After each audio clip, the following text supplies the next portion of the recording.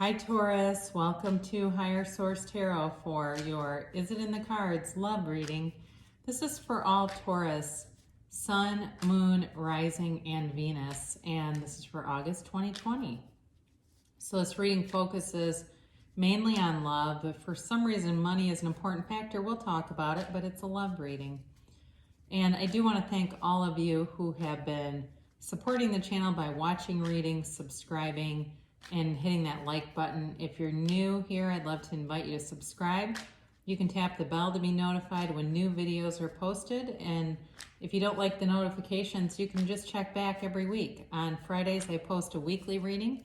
And then most Mondays, I have another reading too. So later in August, I will post a seasonal reading for the months of September through December. So let's begin and get the guidance here for Taurus in love, please. What does Taurus need to know about love in their lives for the highest good of all involved? Taurus in love. What about Taurus in love here, please? All right, so we'll take 3 cards for you, 3 cards for the person you're attracting, 3 cards for the guidance, and then we'll take an oracle card reading, all right? And you can ask a yes or no or a timeline on that. So you're represented by the 8 of Pentacles, the 3 of Cups, and the Ace of Pentacles. The other person has the Chariot, the 10 of Swords, and the 5 of Cups. Interesting. Your overall guidance, though, is the 10 of Pentacles, the Fool, and the 4 of Pentacles. So is it in the cards here? You know, I'm going to preliminarily say yes. I do see some things here that show an indication that it's going to, you've got feels like a new opportunity here. I mean, there is a chance of reconciliation, but definitely there's something new too here. So you have Pentacles, or excuse me, you have Earth, Taurus, Virgo, Capricorn. You have Water, Pisces, Cancer, Scorpio here. And you do have a little bit of air, Gemini, Libra, Aquarius, and you've got Cancer there too. So definitely is more of a very earthy kind of reading. So you begin and, you know, it looks like in the energy that you're coming out of here, you really are coming out of this 8 of Pentacles energy where you're working hard. Some of you may have been focused more on, very focused. You may have been focused on money, on your career, on finances, on even moving. You know, but it's like you're too busy for love and just not looking for it. Some of you, it's possible reconciliation is here. I mentioned with the 3 of Cups. It's definitely, though, it's a celebratory energy. So you're coming out of that very hyper vigilant, focused energy. And some of this could be, you know, being in a pandemic for almost 6 months. You're focused on, for some of you, if you have some kind of a job where you're responsible for a lot of people, managing that for people, helping people, and just not having time or an interest in meeting people in the middle of a pandemic. However, this 3 of Cups, this can be a reunion card. It can also be a long distance card. So it's possible too that you'll meet somebody that lives at a bit of a distance, or you already have.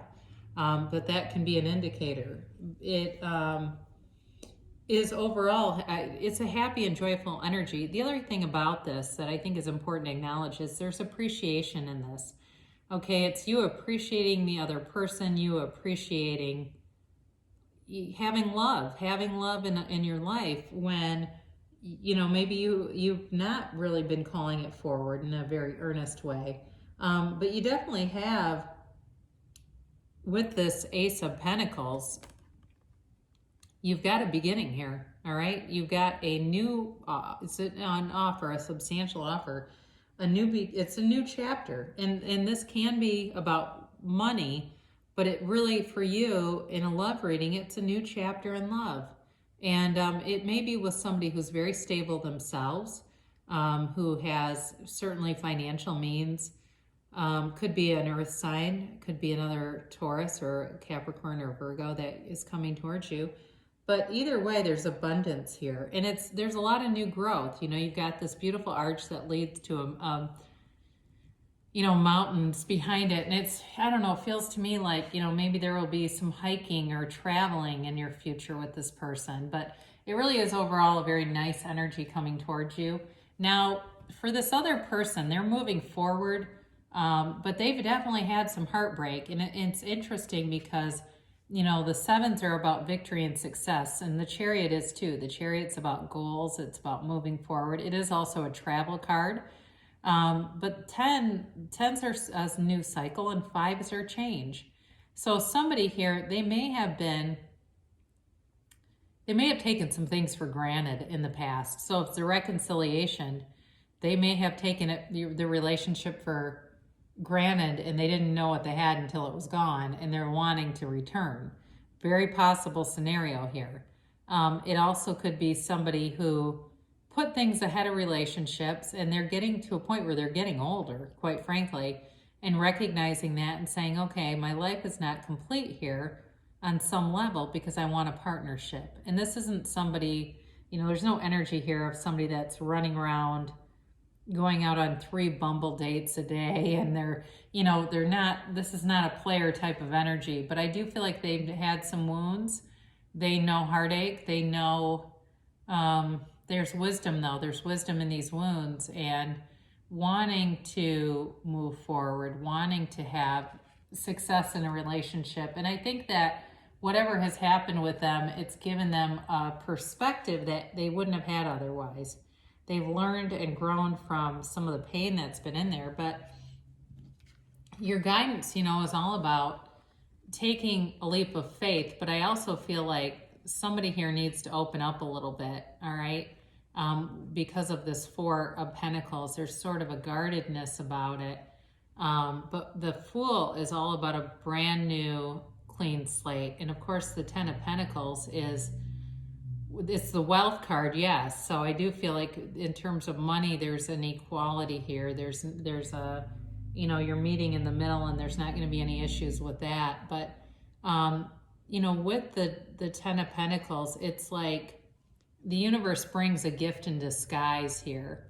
And, you know, there's something coming towards you where it might be unexpected. It really might be someone that's unexpected, or like I said, it could be a return of somebody from the past, and that also might be unexpected. But you're ready to take a leap of faith. You're ready to jump in, and you know, when the Sun appears in a card, that's also a gift from the universe. But I also feel with this, there's this pervasive feeling of really learning from experiences here and not living in them, not dwelling in the past, and wanting to move forward. There's a desire here. There's a real desire here, especially with these two. He's telling you need to be open and open-minded too. Not just open your heart, but open your mind. But with this, it's like moving forward to this beautiful, harmonious energy, moving forward to, you know, it's success for everyone. And it's a beautiful new beginning. And really, it's also very truthful. You know, I feel like this relationship is going to be grounded in a foundation of honesty, of trust. There's attraction here. But there's the stuff that really matters in terms of staying power is also here.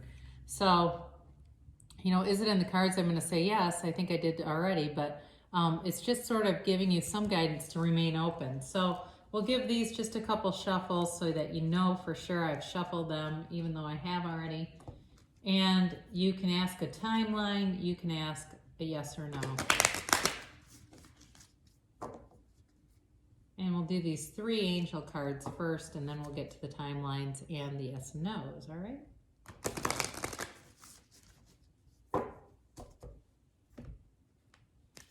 What is the timeline here for Taurus in love, please? What's the timeline for Taurus? And the answer to the yes or the no that Taurus is asking. These kind of stick together.